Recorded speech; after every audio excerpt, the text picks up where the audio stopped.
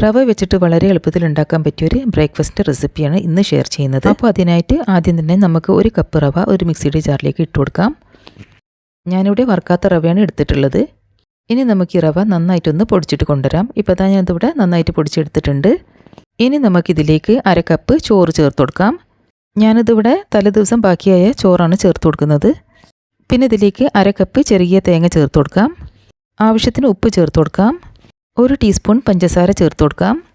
ഇനി നമുക്ക് ആവശ്യത്തിന് വെള്ളം ചേർത്ത് കൊടുത്തിട്ട് ഇത് നന്നായിട്ടൊന്ന് അരച്ചെടുക്കാം. ഇപ്പോൾ ഞാനിതിവിടെ നന്നായിട്ട് അരച്ചെടുത്ത് കൊണ്ടുവന്നിട്ടുണ്ട്. ഒട്ടും തരികളൊന്നും ഇല്ലാതെ നല്ല പേസ്റ്റ് രൂപത്തിൽ തന്നെ അരച്ചെടുക്കണം. ഒട്ടും വെള്ളം കൂടി പോകരുത് അരച്ചെടുക്കുമ്പം.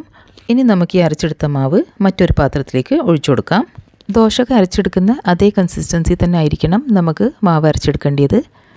ഇപ്പോൾ ഈ ഒരു കട്ടിയിൽ വേണം നമുക്ക് മാവ് അരച്ചെടുക്കാൻ. ഇനി നമുക്ക് മാവിലേക്ക് 1 ടീസ്പൂൺ ബേക്കിംഗ് സോഡ ചേർത്ത് കൊടുക്കാം.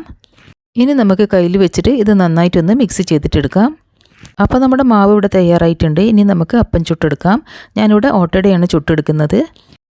അപ്പോൾ അതിനായിട്ട് നമുക്കൊരു നോൺ സ്റ്റിക്കിൻ്റെ തവ ചൂടാക്കി എടുത്തതിന് ശേഷം കുറച്ച് ഓയിലോ നെയ്യോ അപ്ലൈ ചെയ്ത് കൊടുക്കാം. ഇനി നമുക്കിതിലേക്ക് മാവ് ഒഴിച്ചു കൊടുക്കാം. ഞാനിവിടെ ഒരു കയ്യിൽ മാവാണ് ഒഴിച്ചു കൊടുക്കുന്നത്. മാവ് ഒഴിച്ചു കൊടുത്ത ഉടനെ തന്നെ ഇതിൻ്റെ മുകളിലൊക്കെ നിറയെ ഹോൾസ് വരാൻ തുടങ്ങും. അപ്പോൾ ഇനി നമുക്കിതൊന്ന് 2 മിനിറ്റ് നേരത്തേക്ക് അടച്ച് വെച്ച് വേവിച്ചെടുക്കാം. ഒരു 2 മിനിറ്റിന് ശേഷം നമുക്കിതൊന്ന് തുറന്ന് നോക്കാം. അപ്പോൾ നമ്മുടെ അപ്പം ഇവിടെ തയ്യാറായിട്ടുണ്ട്. ഇപ്പോൾ അപ്പത്തിൻ്റെ മുകളിൽ നിറയെ ഹോൾസ് വന്നിട്ടുണ്ട്. ഇതുപോലെയാണ് നമുക്ക് അപ്പം തയ്യാറാക്കി എടുക്കേണ്ടത്. ഇനി നമുക്ക് അപ്പം പാനിൽ നിന്ന് എടുത്തിട്ട് പ്ലേറ്റിലേക്ക് മാറ്റാം. ഇനി നമുക്ക് ബാക്കിയുള്ള മാവ് കൊണ്ടും ഇതുപോലെ തന്നെ അപ്പം തയ്യാറാക്കിയെടുക്കാം. അപ്പോൾ അത്രയേ ഉള്ളൂ. വളരെ എളുപ്പത്തിൽ തന്നെ നമുക്ക് ഈ അപ്പം തയ്യാറാക്കിയെടുക്കാൻ പറ്റും.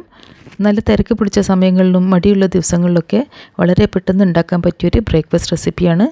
തലേ ദിവസം അരി കുതിർത്ത് വെക്കാൻ മറന്നു പോയതാണെങ്കിൽ നമുക്ക് റവ വെച്ചിട്ട് പെട്ടെന്ന് തന്നെ ഉണ്ടാക്കിയെടുക്കാൻ പറ്റിയൊരു അപ്പത്തിൻ്റെ റെസിപ്പിയാണിത്. ഇത് വളരെ സോഫ്റ്റായിട്ടുള്ള പഞ്ഞിക്കെട്ട് പോലത്തെ ഒരു അപ്പത്തിൻ്റെ റെസിപ്പിയാണ്. മാവ് അരച്ച ഉടനെ തന്നെ നമുക്ക് ഈ അപ്പം തയ്യാറാക്കിയെടുക്കാനും പറ്റും. അപ്പോൾ എല്ലാവരും ഈ ഒരു റെസിപ്പി ട്രൈ ചെയ്ത് നോക്കണേ.